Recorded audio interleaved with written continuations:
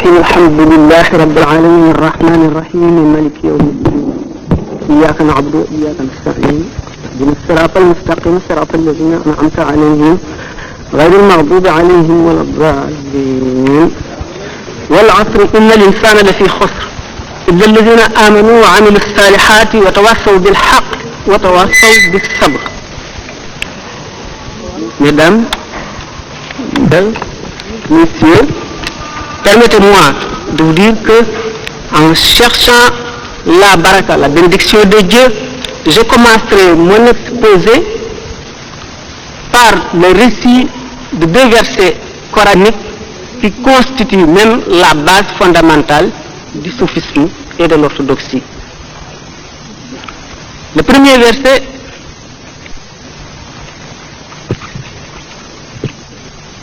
Sourate An-Nur, je me contenterai de citer le verset dans le texte arabe. Les interprètes vont vous dire le sens. قوله تعالى في سورة النور الله نور السماوات والأرض مثل نوره كمشكاة فيها مصباح المصباح في الزجاجة الزجاجة كأنها كوكب دري يوقد من شجرة مباركة زيتونة لا شرقية ولا غربية يكاد زيتها يضيء ولو لم تمسسه نار نور على نور يهدي الله لنوره من يشاء ويضرب الله الأمثال للناس. وثانيا قوله تعالى في سورة لقمان ولو أن ما في الأرض من شجرة أقلام والبحر يمده من بعده 7 أبحر ما نفدت كلمات الله.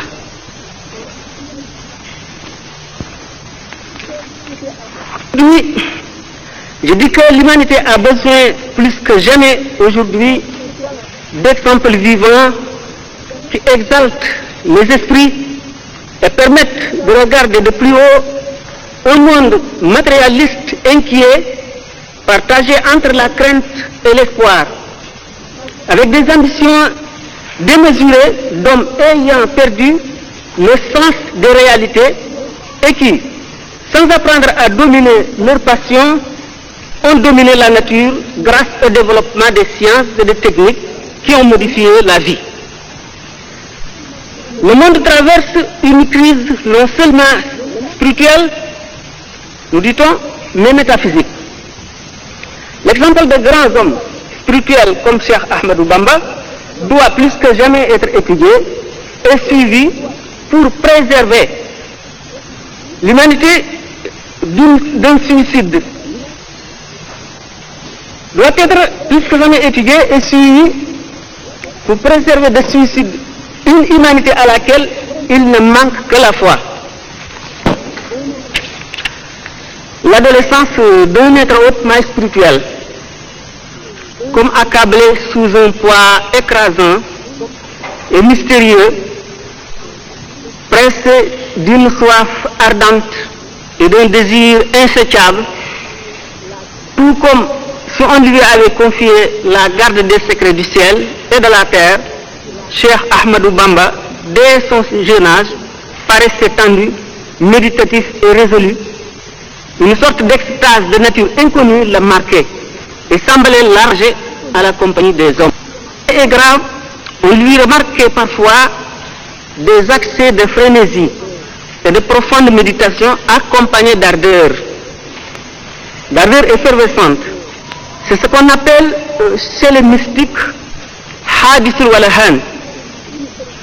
Cet état caractérisait l'aspiration à une élévation spirituelle et privilégiée. Cette soif effrénée de Dieu était par un secret déposé au fond de son être. Il le secouait en sollicitant son plan. D'autres choses le distinguaient encore. Il était exceptionnel dans ses désirs, exceptionnel dans ses préoccupations, dans sa conduite et dans son comportement. Tout son temps, nuit et jour, rempli d'activités pieuses. On lui reconnaissait dès cet âge lucidité, détermination, détachement total des biens de ce monde. Bref, la totalité des qualités qui sont l'apanage des grands saints, non par acquisition, par un don gracieux du Maître des mondes. En union, il était un homme de Dieu, un grand homme de Dieu. Un homme d'une haute destinée devant remplir une mission extraordinaire. Le Minhaj d'Al-Ghazali avait déjà attiré son attention. Et brûlant d'une ardeur céleste, il se mettait à son application. C'est pour cette raison que l'on peut dire que, après son père, Ghazali était son premier initiateur. C'est par ses ouvrages qu'il s'est familiarisé avec le soufisme. C'est bien lui qui lui a tracé le chemin, attirant son attention sur les difficultés. Plus un but est noble et élevé, dit Al-Ghazali, plus l'accès en est difficile, le chemin long et les étapes nombreuses. Le cheikh est sous ce rapport ce qu'on appelle Al-Mahjoub Al-Salik, le privilégié engagé. On aura le temps d'en parler. Sa personnalité s'affirme et s'accroît avec l'âge par ses qualités, ses efforts et sa détermination. Le monde m'a jadis accordé ses faveurs et je l'ai vendu à Dieu. Il s'est alors détourné de moi, mais je me suis tourné tout de même vers Dieu.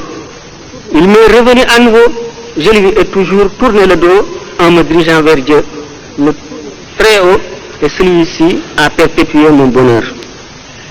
Un jour, il pose cette question à ses frères et proches parents, les interrogeant un à un. M'es-tu bien, ô frère tel? Ils répondent tous affirmativement. Vous avez tous raison, répond le cheikh. Mais quant à moi, je ne peux rien aimer si ce n'est Dieu. En réalité, l'amour de Dieu qui avait rempli son cœur n'y laissait plus de place pour l'amour d'autre chose. Sa résolution était telle qu'il faisait fi des théories nébuleuses susceptibles de paralyser l'action et de ralentir la marche vers le but unique. Il nous dit dans son Masalik, l'itinéraire des paradis, que même le temps d'une respiration passé dans l'adoration peut valoir un trésor immense dans l'autre monde. Si le fidèle passe ce temps à loisir, il subit une perte déjà énorme. Si par malheur, il le passe dans la désobéissance, voilà la grande catastrophe. À cette époque où la prospérité matérielle attirait les notables et même les hommes de science vers la cour de Damel, de Bourg et de Teigne, et vous, les sérignes, s'acharnez avec talibé aux travaux des champs, l'homme qui devait passionner son siècle un peu plus tard dans notre pays s'était plongé dans ses retraites spirituelles, endurant délibérément les privations les plus dures en dépit des membres de l'autorité française de l'époque. Retentissement. Son apparition sur scène suscite un étonnement général. Le vêtement. Sa grandeur écrasante, son ascendance sur la masse et le crédit dont il jouissait auprès de tous, ainsi bien l'autorité administrative que les gens de prestige. Cela parce que, étant des rares personnes dont l'apparition semble un accident au cours de l'histoire, le milieu d'érudits et de grands ascètes où il vivait ne revenait pas de sa stupéfaction. Les esprits se livraient à leur jet de conjectures et d'interprétations au sujet de ce surhomme. Ceux qui se sont donné la peine d'aller le voir se sont rendus à l'évidence.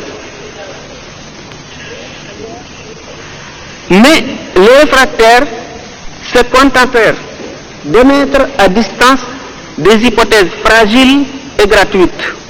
Néanmoins, la ruée éperdue continuait vers le grand cheikh, ce qui n'a pas tardé de porter ombrage au cœur des jaloux. faire parler les envieux. Certes, ce préjudice peu commun est de nature à gêner le suivi de proue et d'inquiéter l'autorité, comme je viens de le signaler. Et le conflit aboutit à un exil, comme vous le savez bien.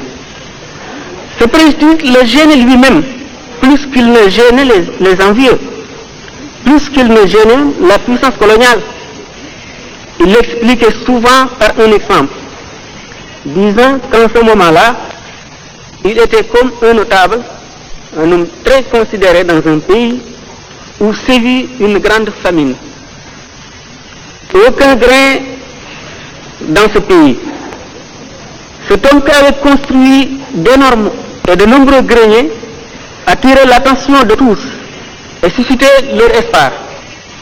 Les foules se précipitaient dans sa direction, dans l'espoir d'apaiser leur faim. Cet homme, c'est rien que c'est vide. Et il doit cependant nourrir son pays en cultivant son vaste champ extrêmement fertile. Il a toutes les dispositions, mais veulent l'en empêcher par leur ignorance. Eux qui ne savent pas cultiver.